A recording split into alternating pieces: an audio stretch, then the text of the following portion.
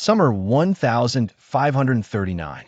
A small fortress on Montenegro's coast becomes the stage for one of history's most extraordinary displays of courage. 4,000 Spanish soldiers face 50,000 Ottoman warriors in a siege that will echo through the ages. Castelnuovo stands as the final Christian stronghold on the eastern Adriatic. Brigadier General Francisco Sarmiento commands the elite Spanish Tercio, Europe's finest infantry. But approaching across the waters comes a fleet that blots out the horizon. Over 100 Ottoman galleys commanded by Hayreddin Barbarossa, the most feared admiral of his age. The numbers are staggering: 50,000 Ottomans against 4,000 Spaniards. 12-to-1 odds that would make any commander consider surrender. But these are Spanish tercios, and surrender is not in their vocabulary.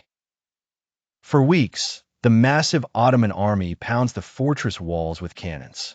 Turkish miners tunnel beneath the foundations while Janissaries mass for assault after bloody assault. The defenders know no relief is coming. They are utterly alone against an empire. Yet something extraordinary happens.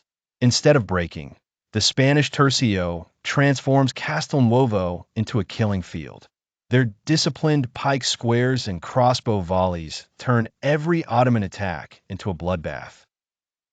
Wave after wave of elite Turkish troops hurls themselves against Spanish positions, only to be cut down by men who fight with surgical precision and the fury of cornered lions. Spanish soldiers, many wounded multiple times, continue fighting from collapsed walls. Officers lead charges with swords in one hand and crucifixes in the other, crying "Santiago" as they wade into impossible odds. Barbarossa himself watches in amazement as his superior forces suffer catastrophic losses. Ottoman records speak of thousands of Turkish dead piling up before Spanish positions. Veterans whisper they have never seen such resistance. Why don't they surrender?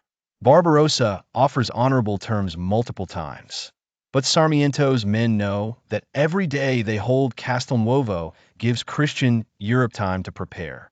Every Ottoman soldier who dies here is one less to attack Malta, Venice, or Rome. These are men of the Spanish Golden Age, shaped by centuries of warfare against Islam. They see this battle as part of a cosmic struggle between Christianity and the Ottoman Empire. To surrender would betray not just their king, but their God. As the siege enters its final phase, fortress walls lie in ruins. Ammunition is exhausted. Hundreds are dead or dying, yet still they fight.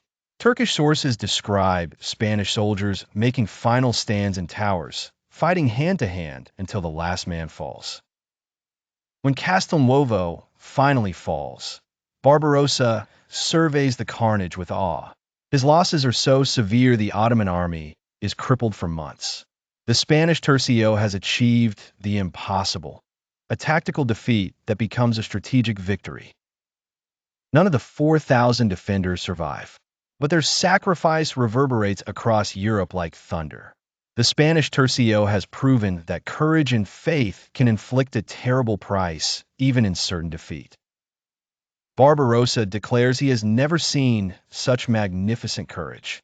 Sultan Suleiman orders the Spanish dead buried with military honors, unprecedented tribute from the greatest Muslim ruler.